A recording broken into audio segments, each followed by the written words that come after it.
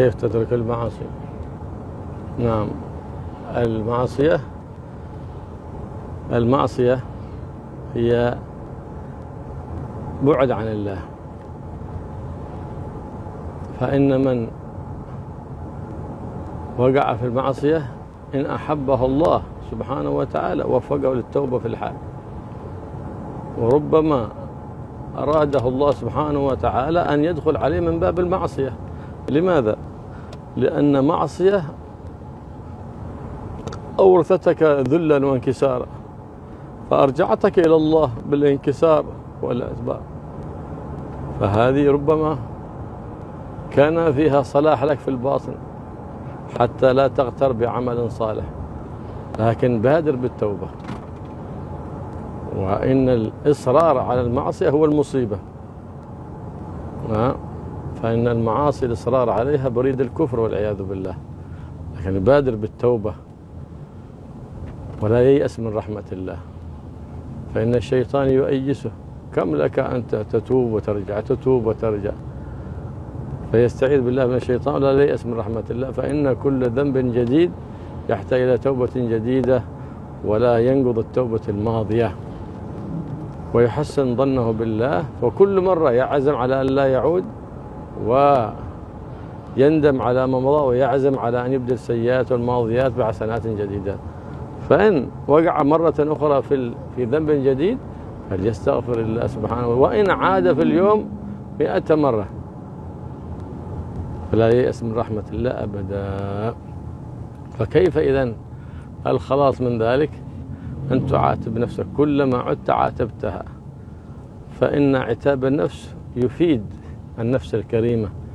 إذا كان نفسه كريمة، والإنسان ما يشهد نفسه أنه عاصي وأنه مقصر إلا لأن نفسه كريمة، فلهذا إذا عاتبها يقول يا نفس السوء أما ترعوي، أي يا نفس السوء خالقك رازقك أطعمك كساك، أين شكره؟ كيف لك أن تجحدي من أنعم عليك بهذه النعم؟ أما آن لك أن تعودي لمولاك؟ أما آن لك أن تطيعي مولاك؟ وهكذا يخاطب نفسه بهذه الخطابات حتى يؤنبها. لماذا؟ لأن النفس أمارة بالسوء، فإذا ترقت صارت لوامة، أي بدأ نور الإيمان يظهر فيها، فتلومه أنت كذا وأنت كذا وأنت كذا، فيعاتبها. وما عاتب المرأة الكريمة كنفسه. أحسن شيء يصلح الإنسان الكريم هو عتابه لنفسه، والمرء يصلحه القرين الصالح. فإذا الخصلة الثانية لا بد أن تجتنب كل صحبة تدعوك لتلك المعصية أو سبب. الباب التي تدخل عليه بالمعصية اغلقه، هذا باب ايش؟ هذا باب مجالسة الصحبة السيئة، اتركهم. باب ايش؟ هذا باب النت، اتركه. باب التي في، باب الجوال، اتركه. أي باب يكون سببا دخول الشيطان عليك منه اغلقه. فمن العصمة ألا تقدر تتعسر عليك أسباب المخالفات، فحينئذ تعرف أنك ملاحظ من رب البريات. والشيء الآخر أنك دائما تستحضر نظر الله سبحانه وتعالى، فإن المولى سبحانه وتعالى إذا استخفى العبد من الخلق وبارزه بالمعصية يقول عبدي أجعلتني أهون الناظرين إليك، يعني استخفيت من الخلق ولم تستخفي من الخالق الذي يعلم سرك وجهرك. فلما تعاتب النفس بهذه العتابات وتستحضر مراقبة رب البريات، فحينئذ يحصل لك خوف من الله. فإن العبد كلما زادت معرفته بالله زاد خوفه من الله. ويقول دائما في دعاه اللهم إني أسألك مخافة تحجزني بها عن معاصيك. يكرر هذه الدعوة دائما ويدعو بها ويتوسل بحبيب الله محمد صلى الله عليه وآله وسلم، ويواظب على لا إله إلا الله وحده لا شريك له، له الملك وله الحمد يحيي ويميت وهو على كل شيء قدير، 100 مرة في الصباح و100 مرة في المساء. ويقول دائما عند دخوله وعند خروجه آمنت بالله، اعتصمت بالله، توكلت على الله، ولا حول ولا قوة إلا بالله، فإن الشيطان قد كفي وقد وقي، فتكون لك وقاية وكفاية من الشيطان الرجيم.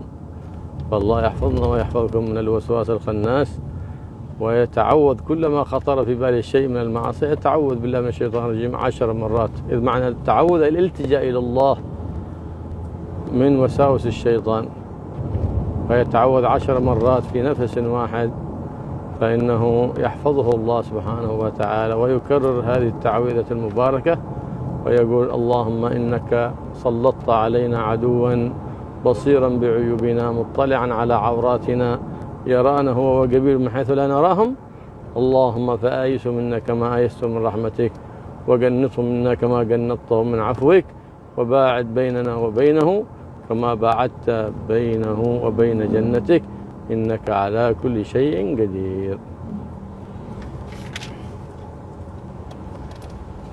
Ada pertanyaan kedua yang menanyakan tentang bagaimana caranya agar kita bisa menjauhi perbuatan maksiat kepada Allah Subhanahu wa taala.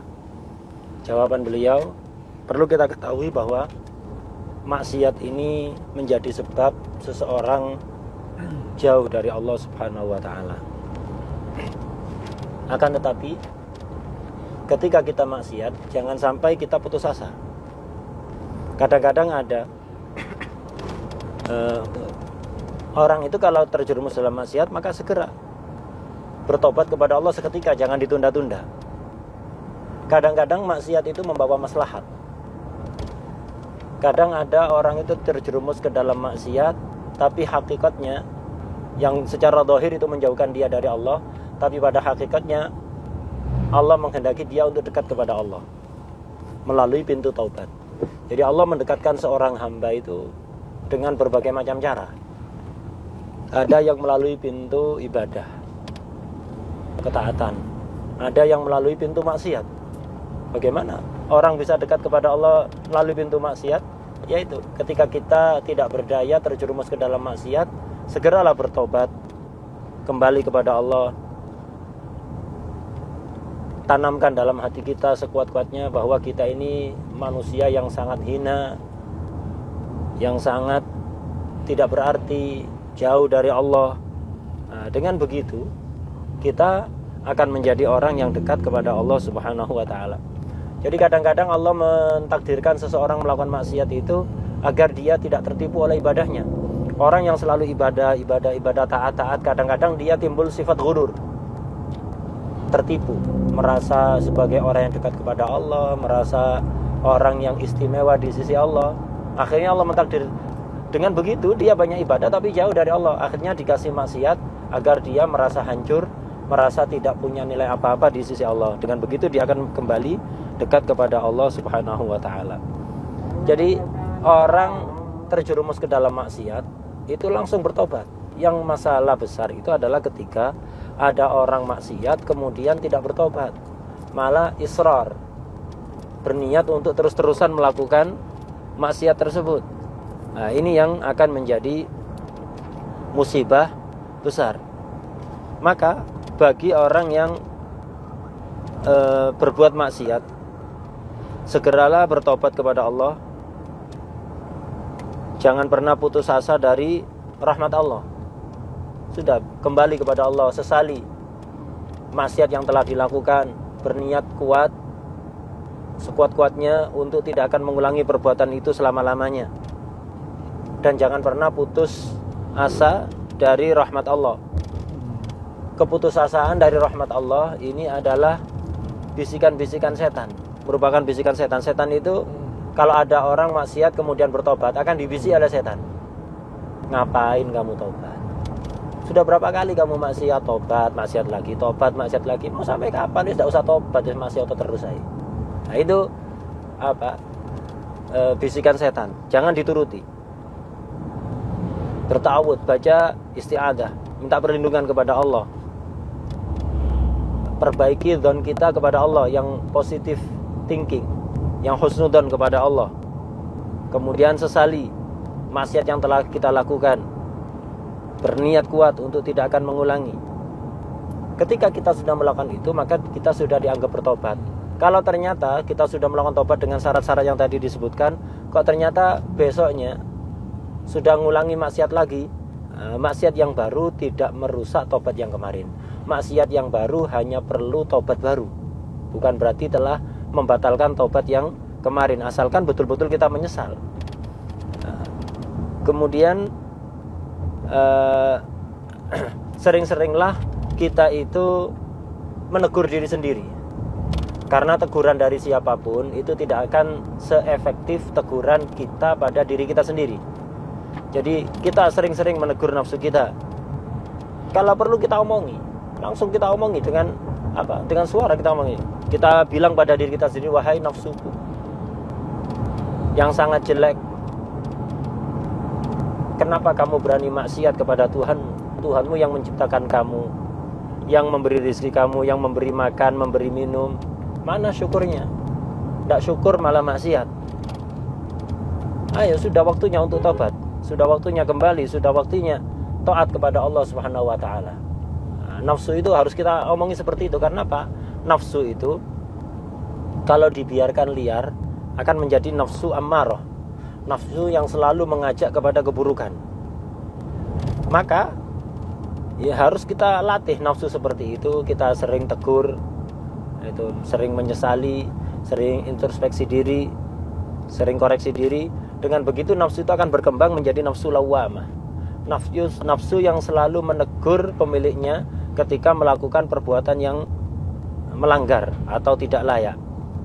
Ketika nafsu itu sudah sering menegur diri sendiri, maka mulai berarti muncul cahaya keimanan dari hati yang membimbing nafsu itu.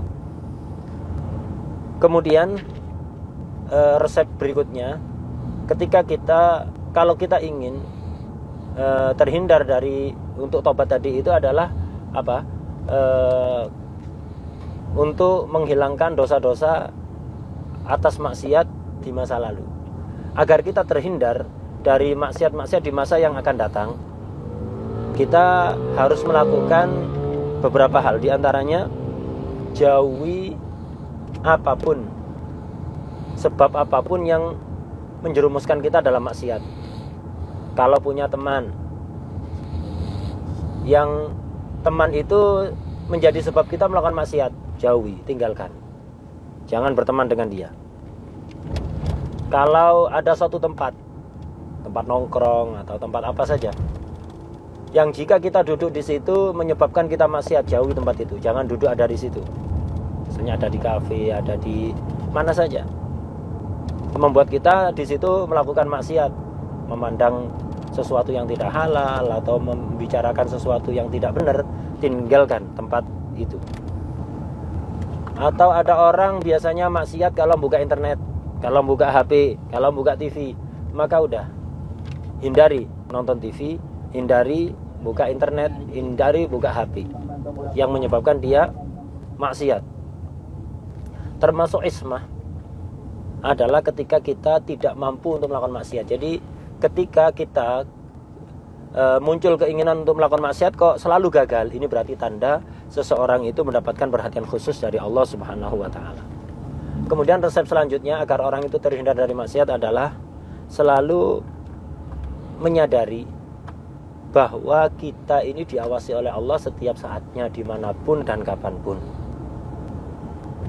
Walaupun kita sendiri, orang mungkin tidak melihat, tapi Allah selalu melihat kita. Selalu tanamkan dalam hati kita perasaan seperti itu. Sadari bahwa kita ini setiap saatnya diawasi oleh Allah Subhanahu wa ta'ala. Dalam hadis qudsi diterangkan, ketika ada orang melakukan maksiat sembunyi-sembunyi, tidak terlihat oleh orang, Allah akan berfirman kepada dia, wahai hambaku, engkau maksiat dengan sembunyi-sembunyi. Kalau terlihat orang, kamu tidak berani maksiat. Ketika sendiri kamu berani maksiat, berarti ketahuilah kamu dengan tindakanmu seperti itu berarti meremehkan aku. Dilihat oleh orang, takut untuk maksiat. Tapi aku melihatmu setiap saatnya, kenapa kamu maksiat? Berarti kamu menyepelekan pandanganku. Kamu menganggap begitu berarti pandangan manusia, tapi kamu menyepelekan pandanganku. Nah, ini. Jadi harus kita sadari hal ini, bahwa kita setiap saatnya diperhatikan oleh Allah. Dengan begitu insya Allah kita akan dibantu untuk menghindari maksiat. Kemudian sering-sering baca zikir berikut ini, doa berikut ini, agar supaya kita dihindarkan dari maksiat. Yaitu Allahumma inni as'aluka makhafatan tahjuzuni an ma'asik. Ya Allah, sesungguhnya aku memohon kepadamu rasa takut dalam hatiku yang bisa menghalangiku dari perbuatan maksiat. Ini yang sering dibaca ini, doa barusan ini. Allahumma inni as'aluka makhafatan tahjuzuni an ma'asik. Ya Allah, sesungguhnya aku memohon kepadamu rasa takut dalam hati yang bisa menghindarkan aku dari perbuatan maksiat kepadamu. Dan sering-sering tawasul kepada Rasulullah SAW agar Allah menghindarkan kita dari perbuatan maksiat. Kemudian juga ada amalan yang dibaca setiap pagi dan sore 100 kali setiap hari. Insya Allah kita akan dijaga dari perbuatan maksiat, yaitu la ilaha illallah wahdahu la syarikalah lahul mulku wa lahul hamdu yuhyi wa yumit wa huwa ala kulli syai'in qadir. La ilaha illallah wahdahu la syarikalah lahul mulku wa lahul hamdu yuhyi wa yumit wa huwa ala kulli syai'in qadir 100 kali setiap pagi dan sore. Kemudian setiap kita keluar masuk rumah atau tempat manapun, sering-sering baca bismillah, amantu billah, i'tasamtu billah, tawakkaltu 'ala Allah, wala haula wala quwata illa billah. Ini setiap kita mau masuk rumah, keluar rumah, baca ini. Bismillah, amantu billah, i'tasamtu billah, tawakkaltu 'ala Allah, wala haula wala quwata illa billah. Ketika kita membaca ini, maka korin, setan yang selalu menemani kita, setiap orang itu punya setan yang selalu menemani dia, disebut korin. Semua orang ada seperti itu. Ada setan yang selalu membersamai dia, kemanapun dia pergi akan diikuti. Tugas setan ini apa? Untuk membisikkan bisikan-bisikan jelek, bisikan-bisikan untuk melakukan perbuatan yang tidak disukai oleh Allah, tidak diridhoi oleh Allah, dan tidak disukai oleh Rasulullah SAW. Nah, kalau setan itu dekat dengan kita, ya selalu membisiki kita. Memang tugasnya dia seperti itu. Dia memang sudah diprogram untuk itu. Nah, kalau kita ingin terhindar dari bisikan-bisikan buruk setan ini, biar dia jauh, baca zikir tadi. Kalau kita baca zikir tadi, dia akan menjauh. Nanti akan mendekat lagi, baca lagi, mendekat lagi, baca lagi, terus begitu. Nah, dengan begitu kita akan dijaga oleh Allah Subhanahu wa taala. Yaitu bismillah, amantu billah, i'tasamtu billah, tawakkaltu 'ala Allah, wala haula wala quwata illa billah. Nah, kemudian ketika di hati kita muncul bisikan buruk untuk melakukan perbuatan yang tidak dicintai oleh Allah, tidak disukai oleh Allah, maka bacalah ta'awud 10 kali dengan satu nafas. Baca a'udzubillahi minasyaitonirrajim 10 kali dengan sekali bernafas. Itu akan melenyapkan bisikan-bisikan buruk tadi. Kemudian kalau parah bisikannya, baca doa berikut ini. Allahumma innaka sallatta alaina aduwan basiran bi uyubina wa muttallian ala auratina yarana huwa wa qabiluhu min haitsu la narahum. Allahumma fa'ayizhu minna kama ayastahu min rahmatik wa qannidhu minna kama qannatahu min afik wa ba'id bainana wa bainahu kama ba'atta bainahu wa baina jannatik innaka ala kulli syai'in qadir.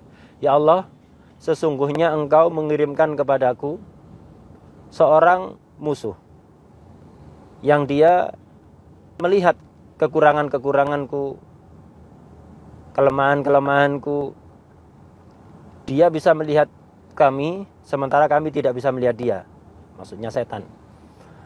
Ya Allah, kami memohon kepadamu, buatlah dia putus asa untuk menyesatkanku sebagaimana Engkau membuat dia putus asa dari rahmatmu. Buatlah dia putus asa dariku sebagaimana Engkau membuat dia putus asa dari ampunanmu. Jauhkanlah antara aku dengan dia sebagaimana Engkau menjauhkan dia dari surgamu. Sesungguhnya Engkau adalah zat yang maha mampu, maha kuasa melakukan segala sesuatu.